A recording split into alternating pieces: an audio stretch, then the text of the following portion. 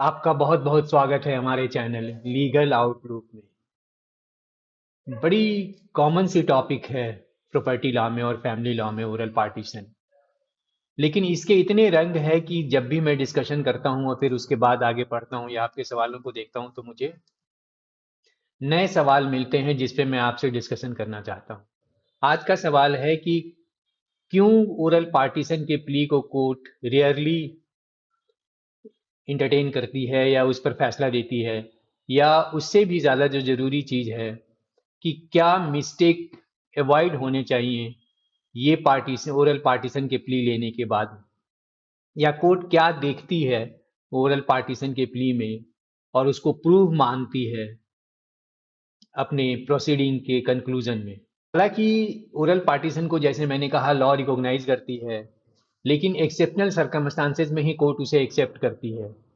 अभी रिसेंटली आपको याद होगा मैंने एक जजमेंट डील किया था विनीता शर्मा वर्सेस राकेश शर्मा, जो 2020 का जजमेंट था, 3 जजेस बेंच का। जस्टिस मिश्रा थे उसमें जिन्होंने मेनली ये जजमेंट लिखा था, और उसका साइटेशन है 2020 9 ACC 1।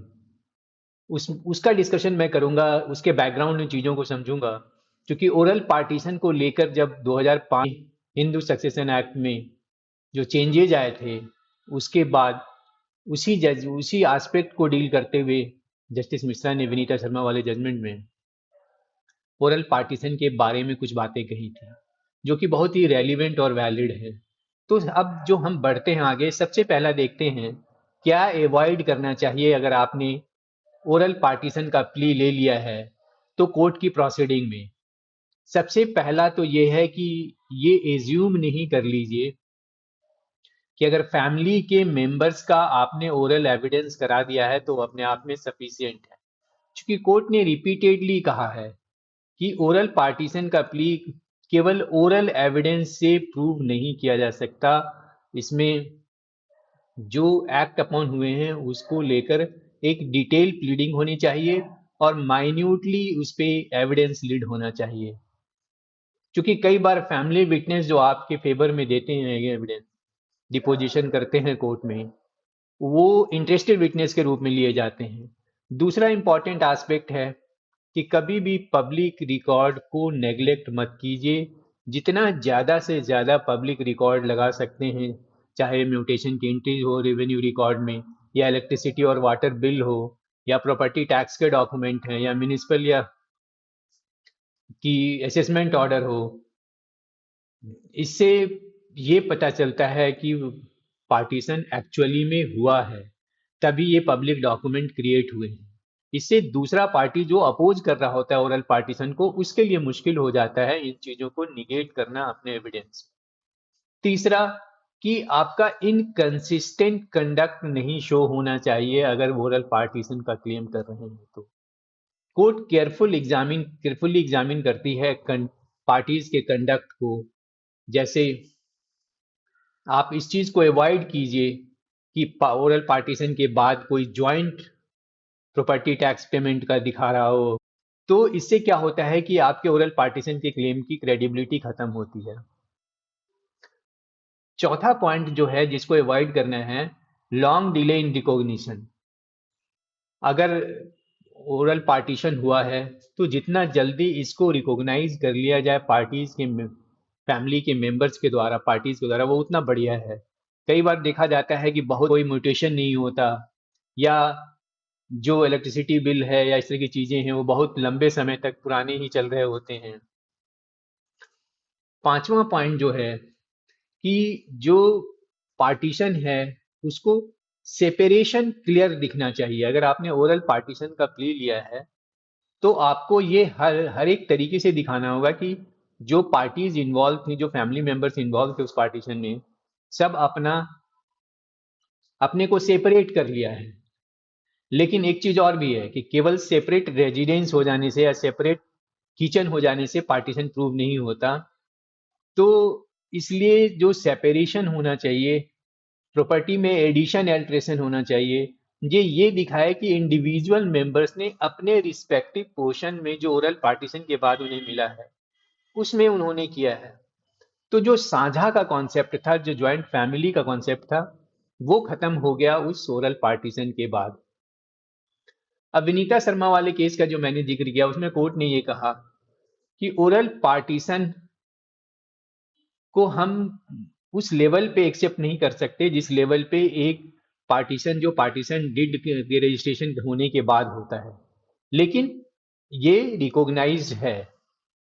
और इसलिए उन्होंने ये सुप्रीम कोर्ट ने कैटेगरिकली ये कहा कि अगर ओरल पार्टीशन है तो केवल एक्सेप्शनल सर्कमस्टांसेज में ही इसको एक्सेप्ट किया जा सकता है, और वो पूरे तरीके से सपोर्टेड होने चाहिए पब्लिक डॉक्यूमेंट के द्वारा, उस पर पूरा एक्ट अपॉन हुआ हो। तीसरा, कि इस तरीके से उसको ओरल पार्टीशन को ट्रीट किया गया हो जैसे कि पार्टीशन प्रॉपरली या तो रजिस्टर्ड डॉक्यूमेंट के जरिए हुआ हो या कोर्ट डिग्री के जरिए हुआ हो। मीन्स कि जो पार्टीशन है उसको लोगों ने एक्सेप्ट कर लिया हो, तो इस सर्कमस्टांसेज में ओरल पार्टीशन के प्ली को एक्सेप्ट किया जा सकता है। अब एक रिसेंट जजमेंट है सुप्रीम कोर्ट का, बड़ा इंटरेस्टिंग जजमेंट है, अभी 19 मार्च 2024 में डिवीजन बेंच ने पास किया, जिसमें ओरल पार्टीशन के प्ली को एनालाइज किया और उसके बाद देखा कि किन किन चीज़ों को, जो मैंने अभी आपका इस वीडियो में जो मेन डिस्कशन का टॉपिक है, क्या क्या अवॉइड होना चाहिए, तो क्या क्या डॉक्यूमेंट को एनालाइज करके कोर्ट ने ओरल पार्टीशन के प्ली को नेग्लेक्ट किया और क्या लीगल उसमें प्रोविजंस को जिक्र किया, ये हम देखते हैं। जिस जजमेंट का जिक्र कर रहा हूं मैं, उस जजमेंट का नाम है Mohan Hirachand Shah versus Geeta Karamchand Shah and others. ये 2024 INSC 222 ये जजमेंट का इंडिपेंडेंट साइटेशन है। इसमें हीराचंद शाह के जो एक पर्सन थे जो काफी रिच थे, उनकी बहुत सारी प्रॉपर्टी थी, उनकी प्रॉपर्टीज के लेकर पार्टीशन क्लेम किया गया था लीगल एयर्स के द्वारा। तो इसमें जो उनका एक बेटा था हीराचंद शाह का मोहन, वो उसको रेसिस्ट कर रहा था पार्टीशन को, और इसके लिए उसने उसका ये कहना था कि पार्टीशन इन प्रॉपर्टीज का ऑलरेडी हो चुका है और ये ओरल पार्टीशन के द्वारा ओरल पार्टीशन के जरिए, और उसने जो 4 डॉक्यूमेंट पे रिलाई किए अपने क्लेम को सब्सटेंशिएट करने के लिए, उसमें एक एफिडेविट था, एक पावर ऑफ अटॉर्नी था, एक पार्टीशन डीड था, एक रिलीज डीड था। लेकिन पार्टीशन डीड और रिलीज डीड जिस पे वो रिलाई किया, वो मुकदमे के दौरान हुआ था। तो मेन जो डॉक्यूमेंट दो जिस पे वो रिलाई कर रहा था, वो एक एफिडेविट था और एक पावर ऑफ अटॉर्नी था। तो कोर्ट ने कहा, सबसे पहली बात कोर्ट ने जो उसके ओरल पार्टीशन के प्ली को रिजेक्ट किया, और सबसे पहली बात कही कि जिस डॉक्यूमेंट पे वो रिलाई कर रहा है उसको अपने प्लीडिंग में लेकर नहीं आया, उसकी प्रॉपर प्लीडिंग नहीं है, डिटेल प्लीडिंग नहीं है। और कोर्ट ने कहा कि भाई ये लॉ बहुत क्लियर है, और एक जजमेंट को साइट किया, ब्रिज राजी वर्सेस सूर्य प्रताप 2020 का जजमेंट है, जिसमें कैटेगरिकली सुप्रीम कोर्ट ने ये हेल्ड किया हुआ है कि इन एब्सेंस ऑफ प्लीडिंग अगर नहीं हो तो कोई भी एविडेंस कोई पार्टी उस पॉइंट पे लेके नहीं आ सकती। अगर ओरल पार्टीशन की बात कर रहे हैं तो कैसे ओरल पार्टीशन हुआ, किस किस प्रॉपर्टी का डिवीजन हुआ, किसके किस शेयर में कितना गया, तो आपको ये स्पेसिफिक अपोर्शनमेंट होना चाहिए प्रॉपर्टीज का। अगर आप ओरल पार्टीशन की पे एविडेंस देना चाहते हैं तो आपकी प्लीडिंग में आना चाहिए। दूसरा, कि जो भी एफिडेविट या पावर ऑफ अटॉर्नी था, ये अनरजिस्टर्ड डॉक्यूमेंट था, तो उन्होंने उसका ये कहना था कोर्ट ने कि अगर कोई प्रॉपर्टी में राइट क्रिएट हो रहा है या एक्सटिंग्विश हो रहा है तो सेक्शन 17 रजिस्ट्रेशन एक्ट के तहत उसका रजिस्ट्रेशन जरूरी है, क्योंकि जिस डॉक्यूमेंट की बेसिस पर वो ओरल पार्टीशन क्लेम कर रहा है वो रजिस्टर्ड नहीं है, तो उसको उसकी कोई एविडेंशियरी वैल्यू नहीं है। तीसरा, मैंने कहा जो 2 डॉक्यूमेंट थे, रेलिंक्विशमेंट डीड और पार्टीशन डीड, उसको कोर्ट ने कहा कि ये पेंडेलाइट डॉक्यूमेंट्स हैं, मीन्स कि मुकदमे के दौरान क्रिएट किए गए। कायदे से जब इस डॉक्यूमेंट पे रिलाई करना चाहता तो मोहन को अपने रिटेन स्टेटमेंट को अमेंड करके डिटेल में इसको लाना चाहिए था, तब इस पे एविडेंस लीड होना। और दूसरी बात उन्होंने कोर्ट ने ये कही कि ये भी अनस्टाम्प्ड हैं, तो या अनरजिस्टर्ड हैं, जो पार्टीशन डीड की बात हो रही है, तो इस पर रिलाई नहीं हो सकता।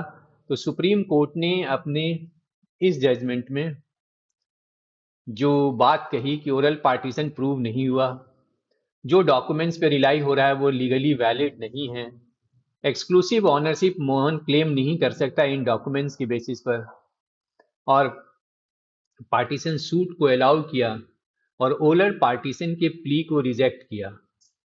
तो जो क्या टेक अवे है इस पूरे डिस्कशन में जो मैंने शुरू किया था कि क्या क्या अवॉइड करना चाहिए और ओरल पार्टीशन को कैसे कोर्ट में प्रूव करने प्रूव करना चाहिए, तो सबसे पहला कि सबसे पहली बात तो टेक अवे ये है कि ओरल पार्टीशन रिकॉग्नाइज्ड है लॉ में, लेकिन एक्सेप्शनल सर्कमस्टांसेस में। दूसरा, जो इसको प्लीड करता है वो उसको उस पे बर्डन ऑफ प्रूफ होता है, तो उसके प्लीडिंग में भी डिटेल सबमिशन आना चाहिए और उसको इन चीजों पे प्रूफ लेकर आना चाहिए। तीसरी बात कि ओरल एविडेंस जो है वो अपने आप में सफिशिएंट नहीं है ओरल पार्टीशन को प्रूव करने के लिए। चौथी बात कि आपको मैक्सिमम पब्लिक रिकॉर्ड को अपने से सब्सटेंशिएट करना होगा, कोरिबोरेट करना होगा अपने ओरल एविडेंस को, अगर आपने ओरल पार्टीशन का प्ली लिया है, ये दिखाने के लिए कि उस ओरल पार्टीशन के बाद लोगों ने, सभी पार्टीज ने उस पर एक्ट अपॉन किया। पांचवी बात कि कोई भी अनरजिस्टर्ड डॉक्यूमेंट किसी प्रॉपर्टी में ना तो राइट क्रिएट करता है और ना ही खत्म करता है। तो इस चीज का ध्यान रखना चाहिए कि अगर एक्ट अपॉन भी हुआ है उसके बाद, तो अगर कोई रजिस्टर्ड डॉक्यूमेंट क्रिएट हो सकता है तो वो कीजिए। और आखिरी कि अपने इसको डिले मत कीजिए, जितना जल्दी हो सके एक्ट अपॉन कीजिए और उस ओरल पार्टीशन पे, और आपके जो प्लीडिंग है कोर्ट में उसमें कोई कंट्राडिक्शंस नहीं होनी चाहिए। अगर आपको आज का डिस्कशन सही लगा तो आप वीडियो को लाइक कीजिए, चैनल को सब्सक्राइब कीजिए और अपने ओपिनियन, अपने व्यूज़, अपने इवेंट की अगर कोई क्रिटिसाइज करना है, क्रिटिकली एग्जामिन करते हैं हमारे इस कंटेंट्स को या प्रेजेंटेशन को, तो आप वो ज़रूर मुझ तक पहुँचाइए।